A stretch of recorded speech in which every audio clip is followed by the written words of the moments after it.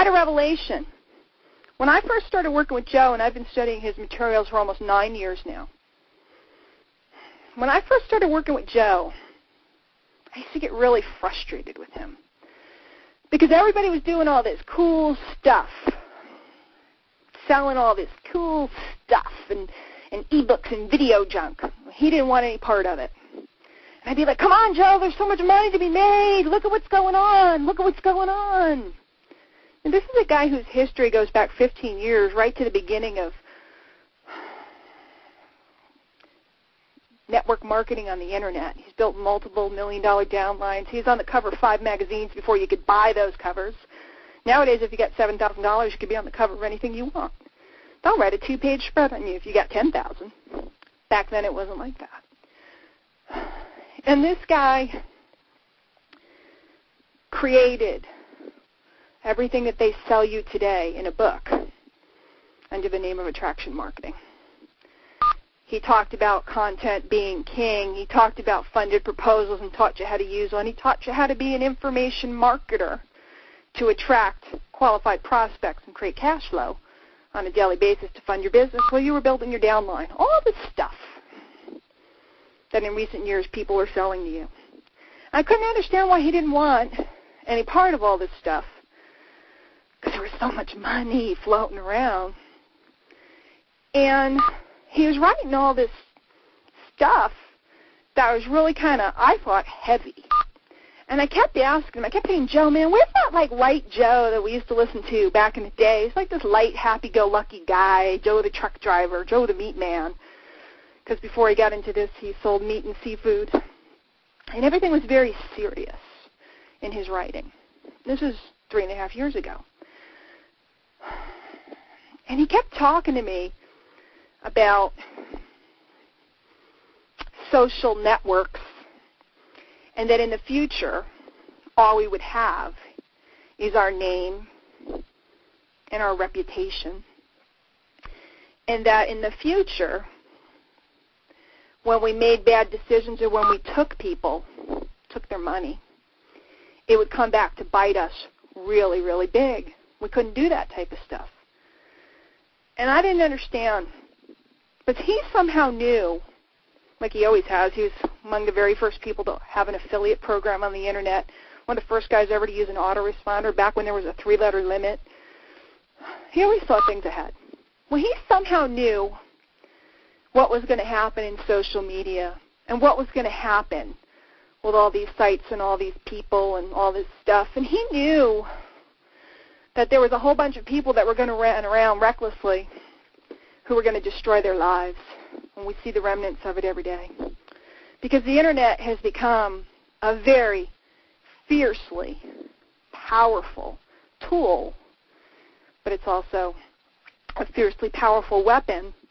And for many, it's become a self-inflicted weapon. Because years ago, if you got one piece of the puzzle and you ran around like a chicken with your head cut off, you know, doing what we call ignorance on fire, the worst thing that happened is you bugged all your aunts and your uncles and your cousins on Thanksgiving. They all made fun of you, and you dropped out of your MLM, right? That was the worst thing that happened, and then for the next 10 years, your family got to tease you about when you were an Amway.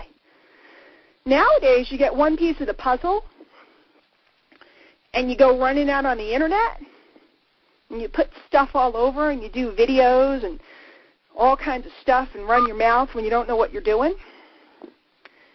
Now your prospective employer Googles your name. And now anybody can find out that you were in the cash gifting deal 2 years ago because it's all over the Internet still. You know, the one that was shut down by the SEC? It's still there. And Joe refused back then to play and dabble in certain mediums, and I just didn't get why.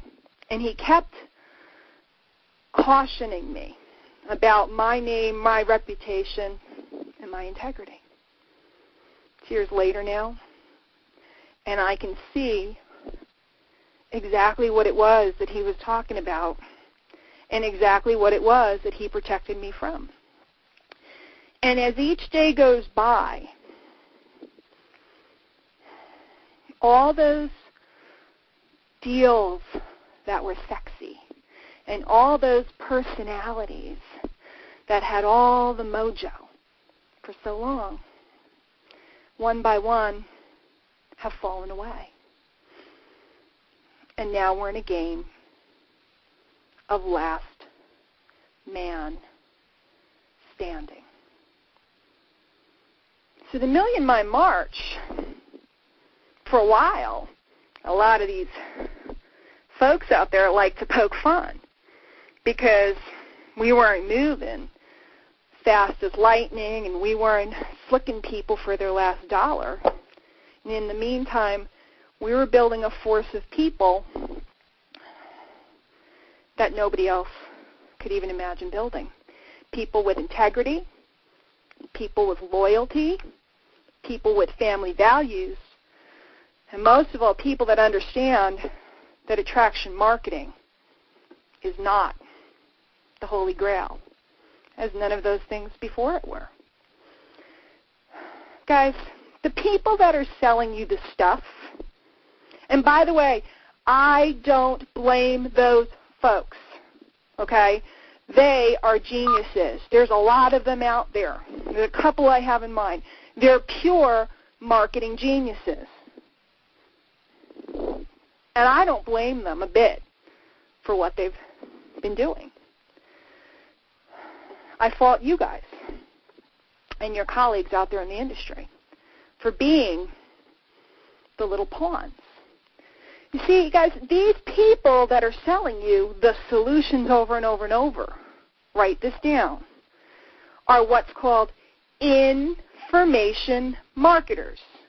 Information marketers. It's the biggest sector of business on the Internet. Information products. For those of you that haven't been around long, you might know that I just spent a lot of money on being a part of an organization to learn about information marketing. What do information marketers do?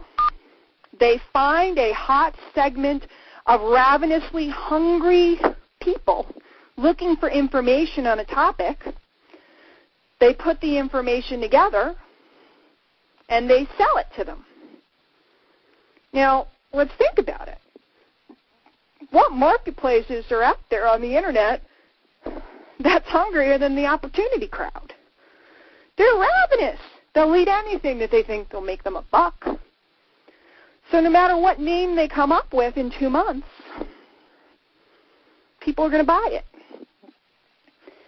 There are a slew of people not long ago bought the idea that if I write a MySpace profile and I tell my story about how I got a scab in the 3rd grade and everybody made fun of it, and then it got pus and it oozed, and then in the 5th grade my teacher picked on me, so then I had an emotional scar, and then by the time I was in high school I started drinking too much and blah, blah, blah, blah, blah, and now I'm 42 and I found the answer and it's an incredible new product and you can buy it here. The profile that will never end, it goes on, my friend. And people were convinced that if I learned how to do that kind of marketing and I told everybody every saga of woe I've ever had in my life, that they somehow would relate to me and want to buy stuff from me. All I know is if you tell a saga of woe, you get to sit around with a whole bunch of other people that relate to you about their saga of woe, and you can sit around together losing your houses having a saga of woe together. Guys, these folks are information marketers. The folks that are out selling all these different solutions right now, they're selling you information about how to create a blog, information about how to make a squidoo lens. Do you get the picture? Somebody's always going to sell you information.